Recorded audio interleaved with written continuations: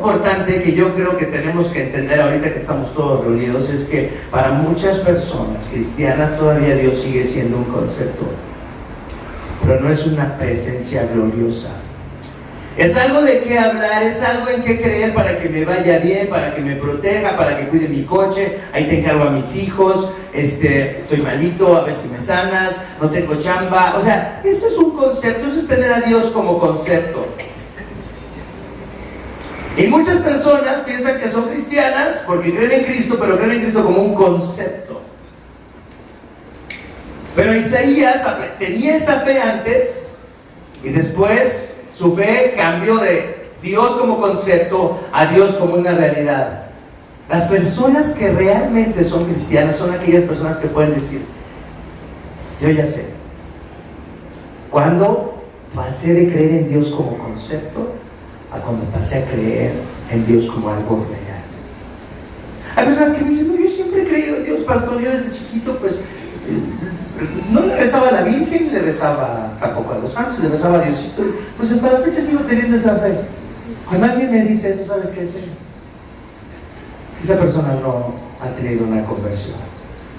Que esa persona no sabe quién es Dios, porque sigue siendo un concepto, sigue siendo algo en lo que siempre ha creído, pero no ha tenido un encuentro real con Dios. La pregunta que yo te quiero decir en esta mañana es: ¿has tenido un encuentro real con Dios? Es decir, ¿el cristianismo es algo que te ha pasado o es algo en lo que siempre has creído?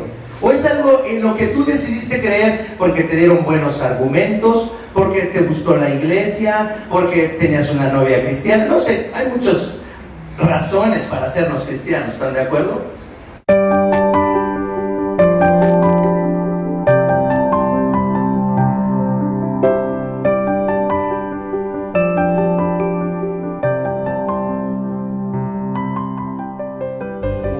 Al 13.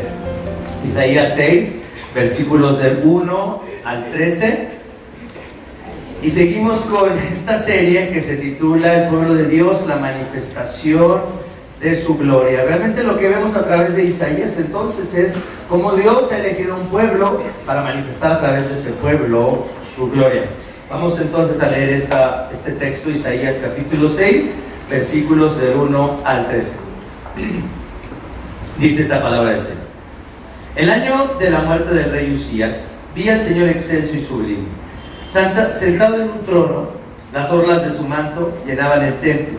Por encima de él había serafines, cada uno de los cuales tenía 6 alas. Con 2 de ellas se cubrían el rostro, con 2 se cubrían los pies, y con 2 volaban.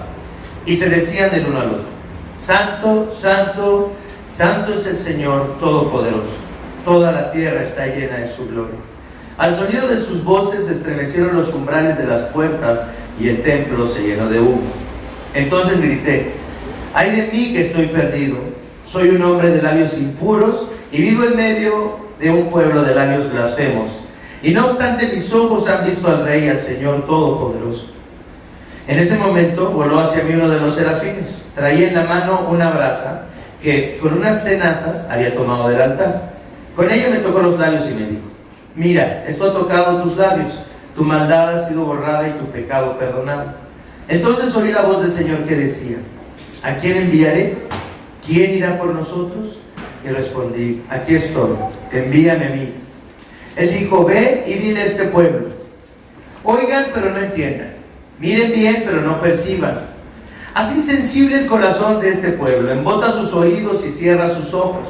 No sea que vea con sus ojos, oiga con sus oídos y entienda con su corazón y se convierta y sea sanado. Entonces exclamé: ¿hasta cuándo, Señor? Y él respondió: hasta que las ciudades queden destruidas y sin habitante alguno, hasta que las casas queden deshabitadas y los campos asolados y en ruinas, hasta que el Señor haya enviado lejos a todo el pueblo y el país quede en total abandono. Y si aún queda en la tierra una 10ª parte, esta volverá a ser devastada. Pero así como al talar la encina y el roble queda parte del tronco, esa parte es la simiente santa. Esta es la palabra del Señor. Hoy vamos a hablar del título. La verdad es que yo me equivoqué en el título del sermón hoy. Déjame ver, ¿cómo se llama este sermón? Se llama El camino que no planeamos, pero se debe llamar la presencia transformadora. Entonces, por hacer copy-paste me pasó esto. Dios me castigó por hacer copy-paste. Entonces, la presencia transformadora. Y los 3 puntos, eso sí, es también un encuentro inesperado, una presencia transformadora y un llamado extraordinario. Un encuentro, vamos a hablar de 3 aspectos que quiero que analicemos. Un encuentro inesperado, una presencia transformadora y un llamado extraordinario. Algo que quiero que pensemos es que hoy vamos a hablar acerca de cómo en este texto que es muy conocido de todos, Isaías capítulo 6, la visión que recibe Isaías cuando va al templo, es un texto muy conocido, pero es un texto que tiene que ver mucho con el cambio de identidad de Isaías. Vamos a ver cómo una persona, cómo la identidad de una persona es transformada al encontrarse con Dios. Y quiero que veamos algunos aspectos que me parecen importantes sobre la identidad, porque vivimos en una época, y la sociedad mexicana, como muchas otras sociedades, han ido en un camino en el cual se trata de encontrar si una nueva identidad personal puede hacer a las personas más felices, puede hacer a las personas que estén más satisfechas, y pueden hacer de nuestras sociedades que vivan con más paz y con más justicia. Fíjense lo que estoy diciendo. Hay un intento en todo el mundo, principalmente en el mundo occidental, de construir una identidad personal en la que los individuos se conviertan en mejores personas, para acabar de una vez. Ese es el punto. Pero la idea también es que esta construcción de una nueva identidad tiene que ver con la propuesta ahorita, la idea con la cual se está experimentando es: si le damos total libertad a los individuos, si le damos total libertad a cada persona de elegir lo que quiere en la vida, de hacer lo que quiere en la vida, de convertirse en lo que cada persona quiera, independientemente de la comunidad, independientemente de lo que los demás piensen, si la persona tiene esta libertad, se convertirá en una persona mejor.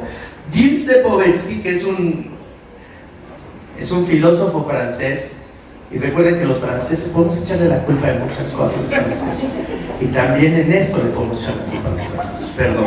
Pero miren, es muy interesante, la verdad es que es un análisis muy bueno de esta búsqueda de la identidad en nuestra cultura contemporánea. Dice Gilles de Povetsky: contrariamente a la cultura moderna del siglo XIX o de principios del siglo XX, cuando las personas pensaban que era importante adherirte a ciertos valores y principios colectivos para construir una mejor sociedad, dice él, ahora, contrariamente a ese proceso, dice, ahora el proceso de personalización de la posmodernidad promueve la realización personal y el respeto a la singularidad.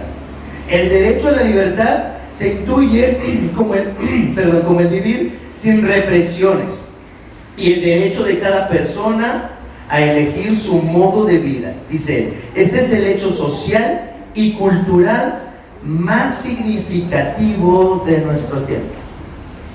¿Qué le estamos diciendo aquí? Está diciendo un pensador, alguien que está analizando las sociedades, alguien que está analizando el mundo, y dice, este aspecto en el que se quiere construir una personalidad, una individualidad libre totalmente, es el hecho más relevante, más significativo de nuestro tiempo.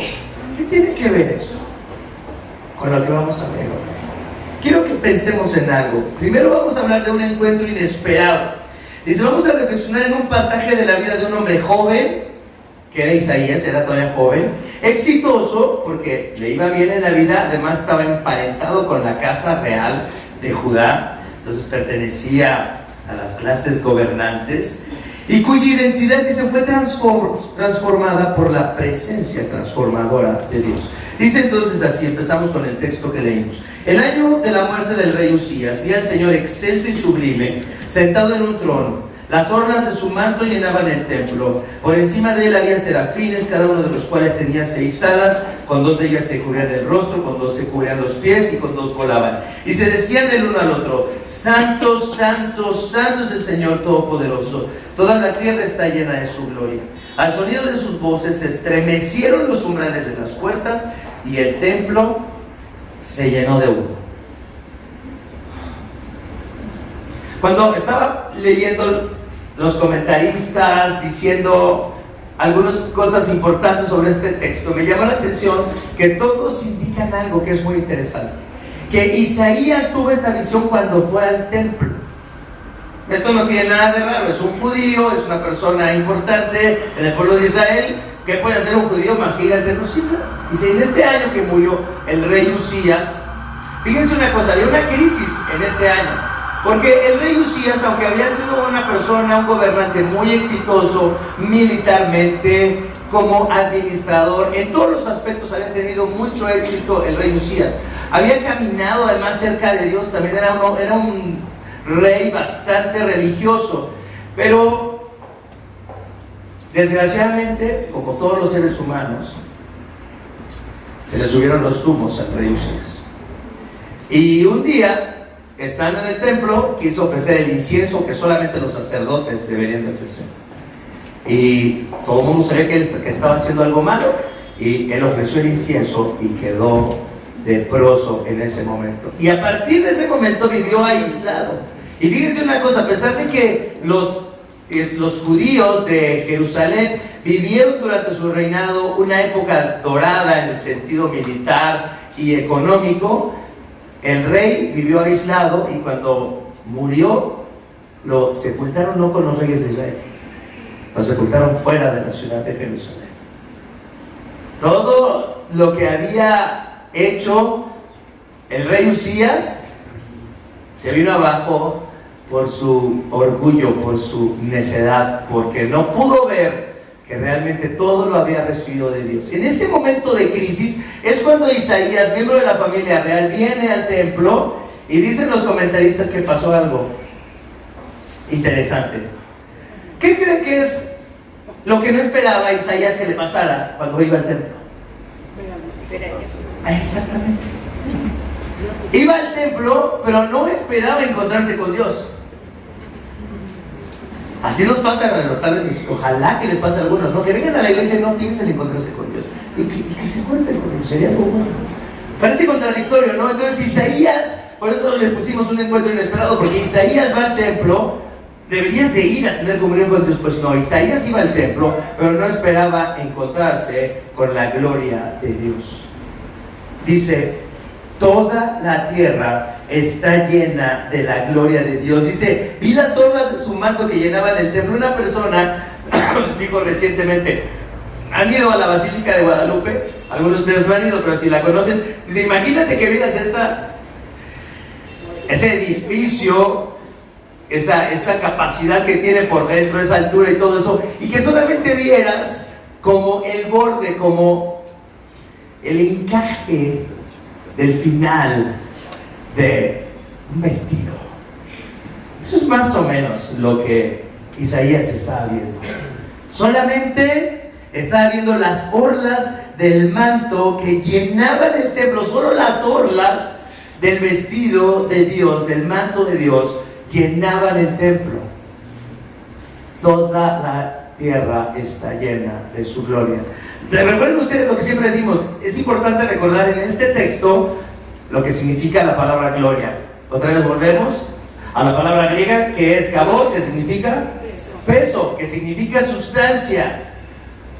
Fíjense, lo que dicen los comentaristas, esto me encantó, es que Isaías era un hombre religioso, creía en Dios. Fíjense, cuando llega al templo no dice, ah caray, sí existe Dios. No dice eso. Llega al templo y su vida es transformada. Ella creía en Dios, pero su vida es transformada porque Dios pasó de ser un concepto a ser una presencia gloriosa. Fíjate lo que estoy diciendo. Isaías tuvo un encuentro con Dios no porque no creía en Dios, sino porque su concepto de Dios pasó de ser eso, un concepto, a ser una presencia real en su vida. Algo importante que yo creo que tenemos que entender ahorita que estamos todos reunidos es que para muchas personas cristianas todavía Dios sigue siendo un concepto, pero no es una presencia gloriosa.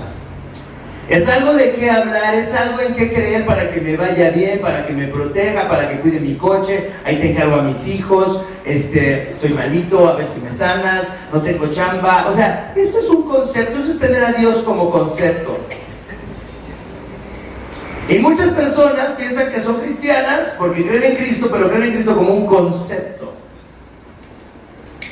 Pero Isaías tenía esa fe antes y después su fe cambió de Dios como concepto a Dios como una realidad. Las personas que realmente son cristianas son aquellas personas que pueden decir: yo ya sé, cuando pasé de creer en Dios como concepto a cuando pasé a creer en Dios como algo real. Hay personas que me dicen: no, yo siempre he creído en Dios, pastor, yo desde chiquito pues no le rezaba a la Virgen, ni le rezaba tampoco a los santos, le rezaba a Diosito, pues hasta la fecha sigo teniendo esa fe. Cuando alguien me dice eso, ¿sabes qué es? Esa persona no ha tenido una conversión, que esa persona no sabe quién es Dios, porque sigue siendo un concepto, sigue siendo algo en lo que siempre ha creído, pero no ha tenido un encuentro real con Dios. La pregunta que yo te quiero decir en esta mañana es: ¿has tenido un encuentro real con Dios? Es decir, ¿el cristianismo es algo que te ha pasado o es algo en lo que siempre has creído? ¿O es algo en lo que tú decidiste creer porque te dieron buenos argumentos, porque te gustó la iglesia, porque tenías una novia cristiana? No sé, hay muchas razones para hacernos cristianos, ¿están de acuerdo? Pero yo quiero que tú te preguntes: ¿mi fe sigue siendo un concepto o realmente hay algo que ha pasado, hay algo que Dios ha hecho? Porque fíjense una cosa, a Isaías le pasó este evento. Él no iba ni siquiera esperando encontrarse con Dios, y dice: y las puertas del templo se estremecieron, retumbaron. ¿Se dan cuenta que siempre en la Biblia, cuando la gloria de Dios, cuando el peso de Dios, cuando la sustancia de Dios aparece, siempre hay un terremoto? Cuando Dios descendió sobre el monte Sinaí, ¿qué dice que pasaba con la montaña? Se estremecía, usa la misma palabra, se estremecía la montaña. Cuando Elías va a Oreb a encontrarse con Dios, una de las cosas, una de las manifestaciones de la presencia de Dios, aunque no estaba en esas manifestaciones, ¿qué fue? Un gran terremoto. Cuando Dios se acerca a uno, hay un terremoto. Si Dios viene a tu vida y se presenta y deja de ser un concepto, va a haber un terremoto en tu vida que no te va a permitir seguir con tu vida, con tus valores, con tus ideas, con la búsqueda de tu identidad así como la tenías antes. Si tú eres un cristiano pero tu vida no ha cambiado, si tú eres un cristiano pero no has hecho cambios radicales en tu vida por tu fe cristiana, tienes que preguntarte si realmente es algo que te ha pasado o si solamente Dios es un concepto, si solamente Dios es una idea que añades a todas tus otras ideas, a todos tus otros valores, a tus sueños, a tus ilusiones. Bueno, irme al cielo no está mal, ¿no? Yo si quiero ir al cielo, ¿no? Pues también, o sea, me va bien, estoy bien, tengo muchos amigos, me gusta lo que hago, tengo muchos planes, pero añadir a Dios sería bueno para que no me vaya al infierno. Pues, si también ya tengo una buena vida aquí, pues sería bueno añadir eso. O bueno, hay valores que me gustan mucho para los niños, me gusta leerles la Biblia a los niños, pero sí puedes añadir la fe cristiana a tu catálogo de cosas buenas que haces, pero es eso solamente un concepto. Pero cuando Dios viene y se presenta como se presentó con Isaías, entonces hay un terremoto, hay algo que te impide seguir con tu vida como la llevabas antes de conocerlo. Y si no te ha pasado esto, tienes que preguntarte: tal vez tú todavía no seas un cristiano, pero no se desanimen, no se desanimen. Al final quiero animarlos a algo. La verdad es que esta idea de que Isaías no esperaba encontrarse realmente con Dios es algo que nos puede pasar a todos. Y quiero que pensemos en que cuando Dios se presenta en la vida de alguien, entonces no puede continuar nuestras vidas sin ser trastocadas, sin ser desafiadas. Y algo muy importante es esto: si Dios es glorioso, fíjense una cosa, si pensamos que Dios es glorioso, solamente cuando Dios se presenta y cuando Dios hace algo que nos mueve realmente es cuando puede pasar nuestra fe de ser una idea a esta realidad. Hay personas que me dicen: mira, Víctor, es que no puedo ser cristiano porque Yo no puedo creer en un Dios que enjuicia a las personas y que a unas las salve y a otras las manda al infierno. Bueno, está bien. Es que no puedo creer en un Dios que permite la injusticia en el mundo. No puedo creer en un Dios que permite que los pobres sufran así o que las mujeres sean oprimidas así. No puedo creer en un Dios así. Fíjense una cosa.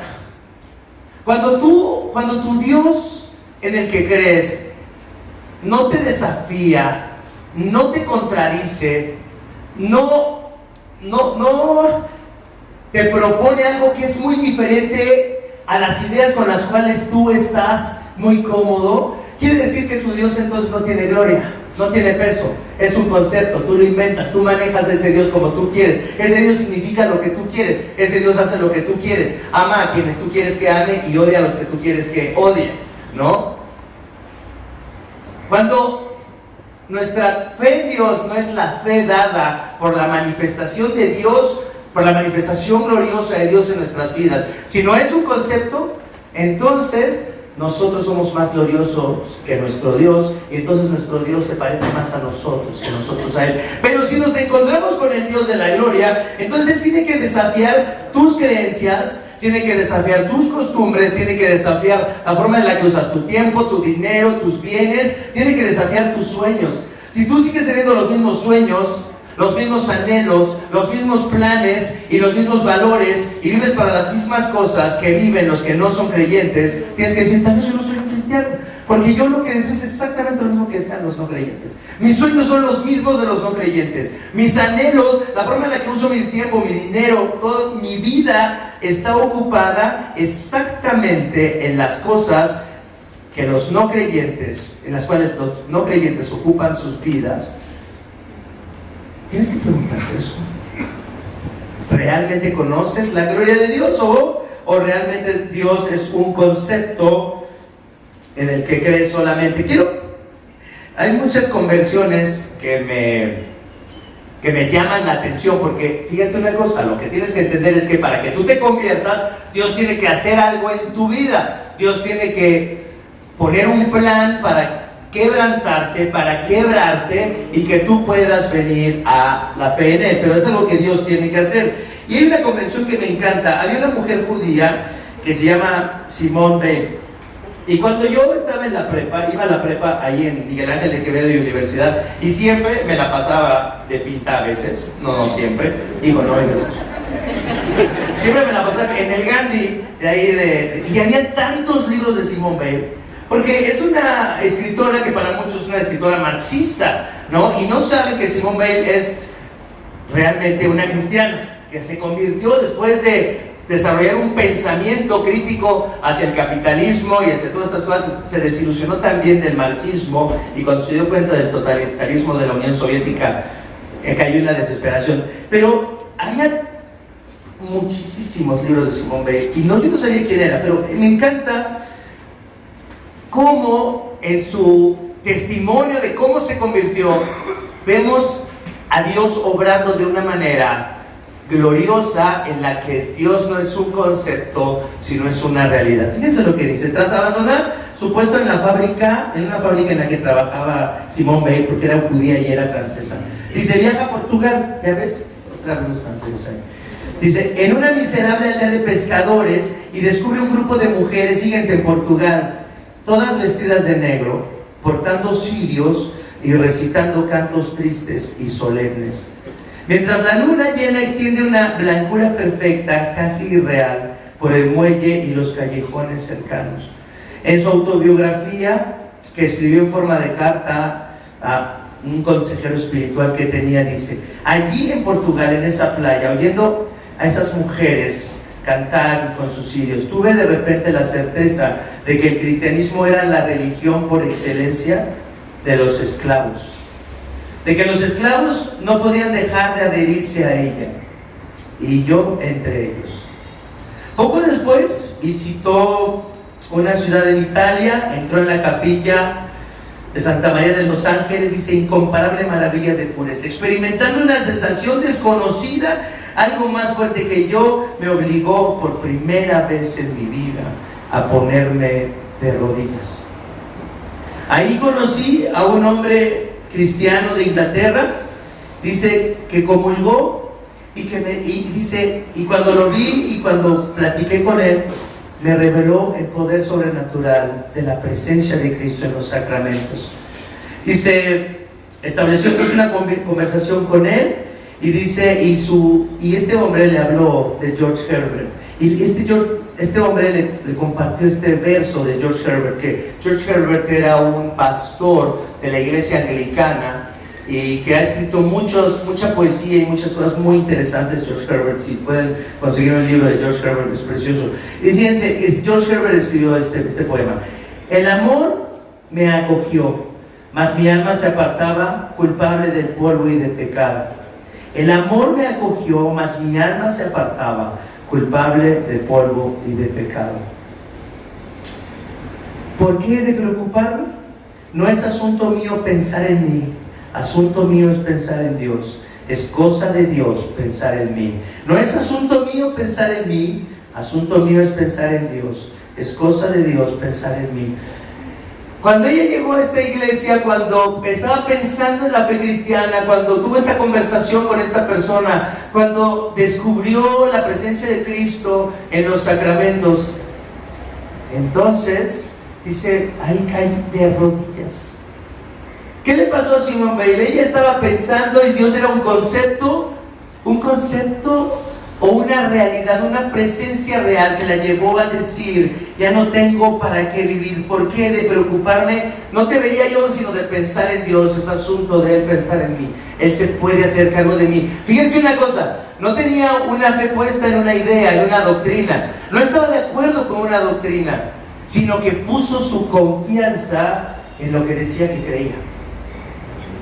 El cristianismo siempre decimos, no es algo que tú eliges creer, es algo que te tiene que ocurrir. ¿Te ha ocurrido el cristianismo? ¿Te ha pasado la fe cristiana? ¿Has llegado finalmente a un encuentro con Dios que no planeabas, que no esperabas? ¿O tu Dios todavía es un concepto con el que estás de acuerdo, con el que te gusta, pero que todavía no has tenido que cambiar tu vida de una forma radical? Isaías cambia de forma radical cuando encuentra esta presencia gloriosa de Dios, y entonces los ángeles que están ahí, los serafines, dicen: Santo, santo, santo es el Señor Todopoderoso. Recuerden ustedes que en la Biblia, cada vez que encontramos la repetición de algo, es un énfasis por la importancia que eso tiene. Pero en nuestro lenguaje, en español, por ejemplo, si hubieras una montaña que es una gran montaña, ¿cómo qué podrías decir? Es una ¿qué? No, solamente la palabra montaña para decir que es muy grande. Exacto, una montaña totototota, no, un lago tototote, no, una casototototota. Eso es lo que está diciendo: santo, santo, santo, santísimo, santísimo. Una exageración, pero no es una exageración, es una visión real de lo que es Dios. Fíjense una cosa, cuando hablamos en superlativos, cuando pensamos en los superlativos, tenemos que recordar que casi siempre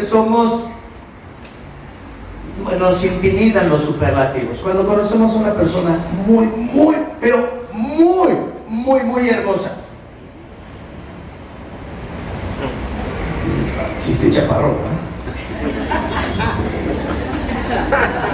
Cuando ves a una persona cuando estás delante de una persona súper inteligente, así, súper inteligente, súper experto en su campo, súper inteligente, ¿no te intimida estar frente a alguien que es súper inteligente, que domina algo que tú no lo dominas? Cuando alguien es súper hermoso, cuando alguien es súper inteligente, cuando alguien es a lo mejor tal vez súper rico, te impresiona eso. Oye, estábamos cenando con Slim. ¿Y qué tiene? No tiene huesos, no tiene lonjas, ¿no? Sí, también. Estábamos con Slim. Bueno, fíjense una cosa, algo que quiero que entendamos, es que cuando hablamos de lo glorioso de la presencia de Dios, de la santidad de Dios, cuando hablamos de lo superlativo de la santidad de Dios, Si pensamos en lo humano y hablamos de cosas superlativas, nos impresionan, nos sacan de balance esas manifestaciones superlativas de una característica humana. Ahora imagínense cuando pensamos en las características de Dios, pero especialmente de su santidad. También dicen los comentaristas, todos los atributos de Dios pueden servirle a una persona no creyente. El hecho de que Dios sea omnipotente, eso nos sirve a todos en su gracia general. Si pensamos en la bondad de Dios, en su misericordia, eso nos sirve a todos, en la gracia común también del Señor para todos. Casi todos los atributos de Dios tienen algo benéfico para nosotros, aunque no creamos en Dios. El único atributo de Dios que no tiene nada benéfico para personas caídas, ¿cuál creen que es? Es la santidad de Dios. No solamente es santo, sino que es santísimo, santísimo. Yo no me puedo imaginar la santidad de Dios. Lo hemos dicho aquí muchas veces, ¿no? Si conociéramos la santidad de Dios, entonces le temeríamos como deberíamos de temerle, y le amaríamos como Él merece ser amado. Pero como no entendemos eso, entonces en esta misión tenemos que hacer un ejercicio y pensar en qué pasaría si nos encontráramos delante del Dios santísimo. ¿Sentiríamos vergüenza?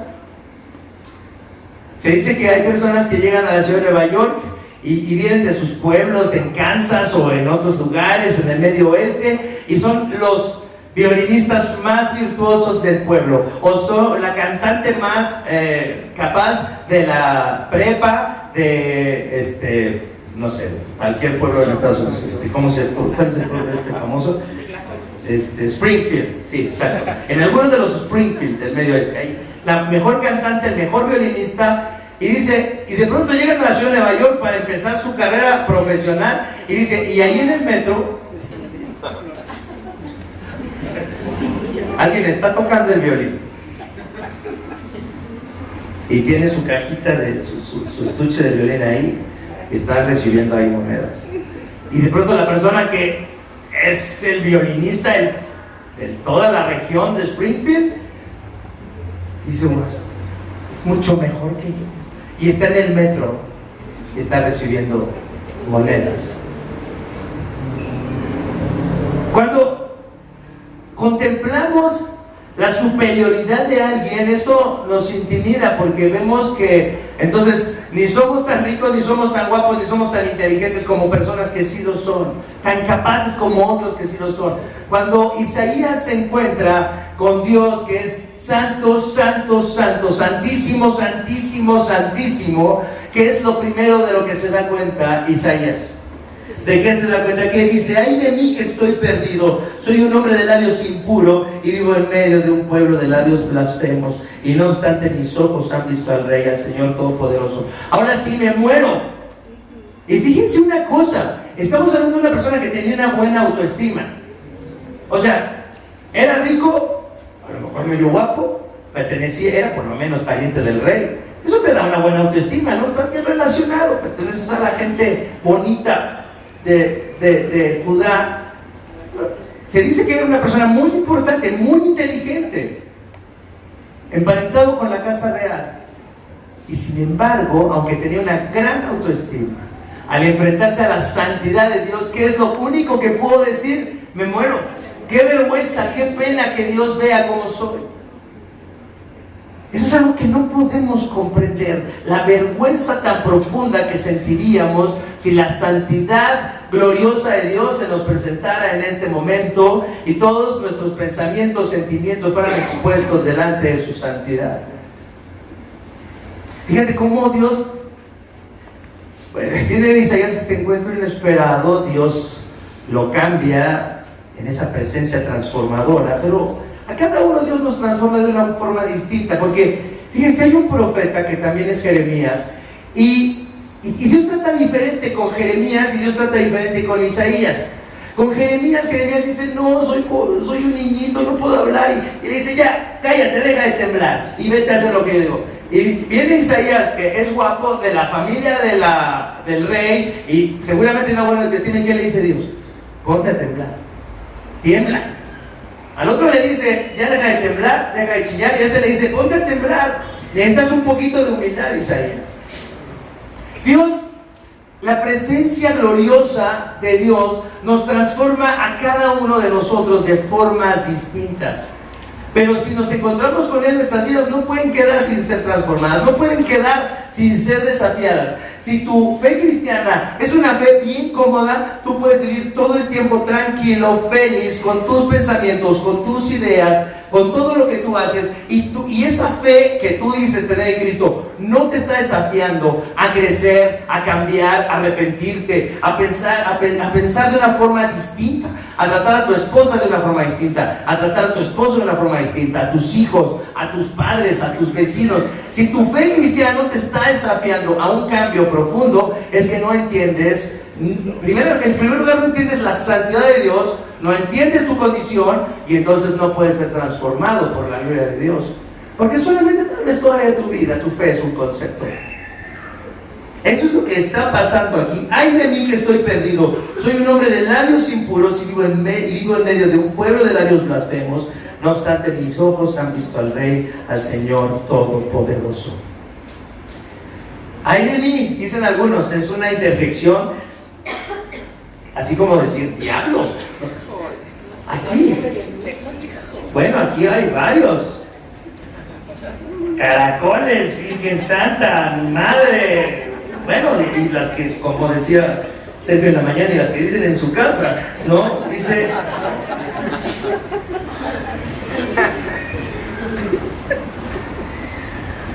La única forma en la que realmente nuestra fe cristiana puede convertirse en algo real es si Dios interviene en nuestras vidas y si Dios hace algo para que tengamos que encontrarnos con Él de una forma que nos sorprenda, y luego tenemos que comprender la santidad de Dios para que veamos nuestra miseria, entonces busquemos la salvación en Él.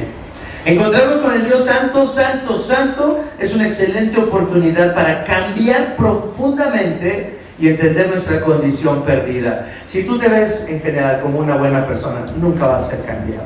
Si en general tú piensas que eres una persona moral y linda y que todo el mundo te quiere y que eres un buen ciudadano, la verdad es que siempre Cristo no va a pasar de ser solamente una calcomanía más en tu maleta de viajes, donde vas poniendo ahí a dónde has ido, otro sello más en tu pasaporte de visas, ¿no? Eso es lo que va a hacer Dios. Pero solamente hasta que puedas comprender que Dios es santo, que tú eres un pecador, hasta que puedas ver tu miseria como la vio Isaías, Dios entonces no te cambiará. Pero Él tiene que hacerlo, no puedes hacerlo tú. Dice, un llamado extraordinario. Entonces, ¿qué fue lo que pasó? Isaías llegó al templo, no esperaba encontrarse con Dios, se encontró con Dios, pero no se encuentra solamente con Dios como él lo imaginaba, sino se encuentra con la gloria de Dios, con la santidad de Dios, y entonces dice, me voy a morir, ya, me voy a morir. Entonces viene el ángel, y fíjense una cosa, con unas tenazas toma una brasa del fuego de Dios. Hasta el ángel tiene que tomar el fuego de Dios con unas tenazas y toca la boca de Isaías y le dice, tu pecado ha sido perdonado. Isaías no pensaba, me va a purificar. En el Antiguo Testamento, cuando alguien veía fuego, ¿qué es lo que veía? Juicio, muerte. Pero el ángel toma del fuego de Dios con unas tenazas y toca los labios de Isaías. Isaías es transformado, porque Dios lo toca con su propia presencia. Algo muy personal de Dios que ni el ángel puede tocar con sus propias manos. Con algo tan personal de Dios, el ángel purifica los labios de Isaías. Finalmente dice, llamado extraordinario. Fíjense, viene esta transformación, viene este cambio traumático en la vida de Isaías, y fíjense lo que pasa. En ese momento, en el versículo 6, dice, voló hacia mí uno de los serafines, traía en la mano la brasa que había tomado con una tenaza del altar, tocó mis labios y dijo, tu maldad ha sido borrada y tu pecado perdonado. Entonces oí la voz del Señor que decía, entonces fíjense, es transformado Isaías, es purificado, y por primera vez entonces, ¿qué escucha? Ya no escucha a los serafines, escucha la voz de Dios que dice, ¿a quién enviaré? ¿Quién irá por nosotros? Y respondí, aquí estoy, envíame a mí. Él dijo, ve y dile a este pueblo, oigan bien, pero no entiendan, miren bien, pero no perciban. Así insensible el corazón de este pueblo, embota sus oídos, cierra sus ojos, no sea que con sus ojos, dice, no sea que vea con sus ojos, oiga con sus oídos y entienda con su corazón y se conviertan y sean sanados. Fíjense una cosa, es un llamado extraordinario, porque es un llamado a hacer algo que los demás van a odiar. Es un llamado a hacer algo que no va a tener éxito. Imagínate que alguien te dijera, oye, quiero invitarte a este plan, a este negocio, más va a ser un fracaso, pero la vamos a pasar increíble. Bueno, ni siquiera eso. Más bien te van a criticar, te van a decir que eres un tonto por hacerlo. ¿No lo quieres asociarte conmigo? ¿Se dan cuenta de estas invitaciones a ser cristianos? ¿Se dan cuenta de estas invitaciones a que seamos cristianos? A mí como me encantaría que el cristianismo fuera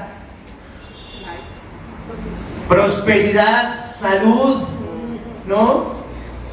Ya siembren, hermanos, si quieren un Mercedes para el año que viene. Ya empiecen ahorita, aparten sus ofrendas y sus diezmos de sus aguinaldos. Descubre al campeón que hay en ti, descubre a la persona preciosa que eres en realidad. No necesitas cambiar, eres un campeonísimo. Solamente lo único que tienes que desatar es tu potencial. Deja de estar oyendo a todas las personas que dicen que eres pecador. Esto de ser pecador lo ven muchas personas como algo que provoca una baja autoestima, ¿no? No deberíamos de hablar de cosas más positivas en la iglesia. El llamado es, mira, Isaías, tengo un plan. El plan es salvar a la humanidad, pero quiero que tú hagas algo. Quiero que tengas un ministerio aquí en Judá. Nadie te va a escuchar, nadie va a poner atención a lo que tú vas a decir. Y además, les vas a caer gordísimo. Les vas a caer súper mal. Nadie te va a decir, qué bárbaro, qué unción, qué preciosidad, me encantó tu sermón. Nadie va a decir eso. Nadie va a decir eso. Van a decir, déjanos en paz. Deja de estar torturándonos, deja de estar acusándonos. Nadie va a escuchar lo que tú vas a decirles. ¿Hasta cuándo, Señor? Él respondió, hasta que las ciudades queden destruidas y sin habitante alguno, hasta que las casas queden deshabitadas y los campos asolados y en ruinas, hasta que el Señor haya enviado lejos a todo el pueblo y el país quede en total abandono. A veces cuando hablamos de este llamamiento a Isaías, por lo menos cuando yo lo escuchaba predicar en los años 80, siempre se hablaba acerca de escucha el llamado que Dios te está haciendo y deja todo lo que estás haciendo y conviértete en un misionero o un pastor. Eso era lo que siempre se decía cuando hace 30 años oíamos un sermón sobre este texto. Deja todo y sigue a Jesús. ¿Qué significa eso? ¿Ser pastor? ¿Ser misionero en África o en Sudamérica? Eso es lo que significa seguir a Jesús. Quiero que entendamos que eso no es lo que está diciendo Dios. Cuando yo oí un sermón así, yo dije, y fíjense que sí, tuvo que ver un sermón así con mi llamado a ser pastor. Pero no es lo único, como la única manera o la mejor manera en la que podemos servir a Dios. Y ya me imaginaba yo, le decía a Tere, cuando vayamos al seminario, regresemos a México, nos montemos en una mula, nos llevemos Biblias a la sierra de Oaxaca y Guerrero.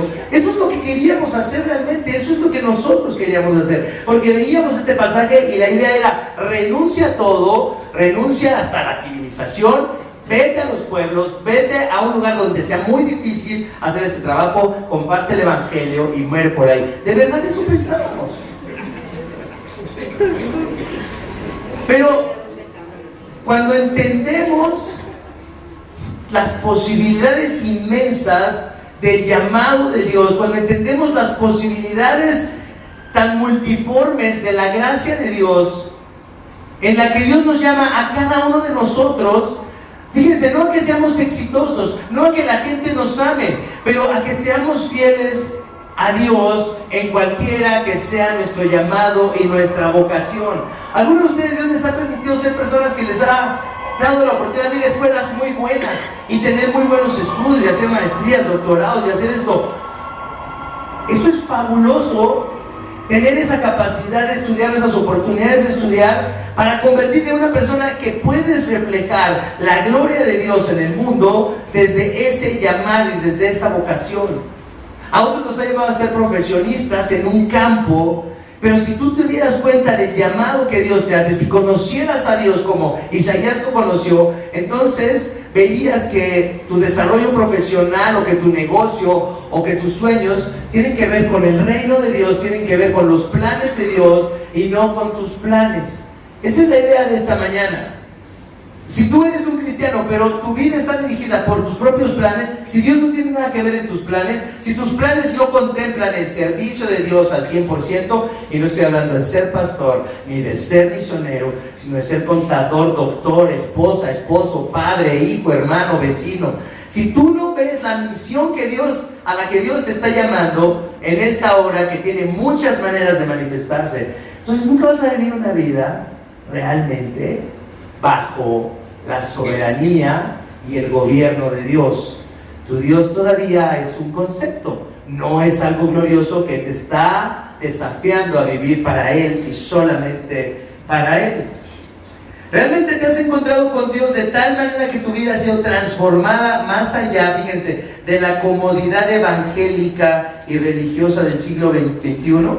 Está Dios mostrándote tu pecado y sientes, fíjate, y experimentas una necesidad profunda de la salvación todos los días. Esta es una pregunta sobre todo para los que tienen ya muchos años en la iglesia. De verdad, esta es una pregunta que quiero que la piensen bien los que tienen años en la iglesia. ¿Realmente cada día dices cuánto necesito la salvación de Dios?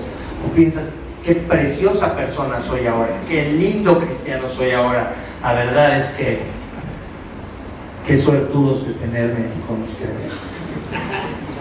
O realmente al caminar con Dios más tiempo y al conocer a Dios más santo, ves más profundamente tu miseria y te regocijas más en la salvación que Dios te ha dado por medio de Cristo.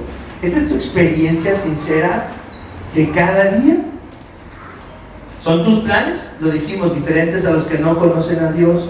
¿Quién irá por nosotros? ¿A quién enviaré? No está hablando de ser pastores, no está hablando de ser misioneros, está hablando de ti, de tu vida.